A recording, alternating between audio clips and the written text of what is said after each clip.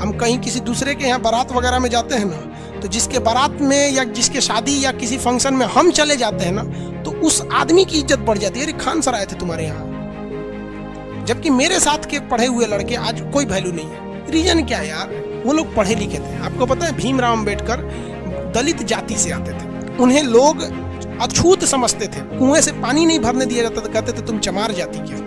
लेकिन वो व्यक्ति पढ़ लिख कर इतना आगे चला गया, इतना आगे चला गया।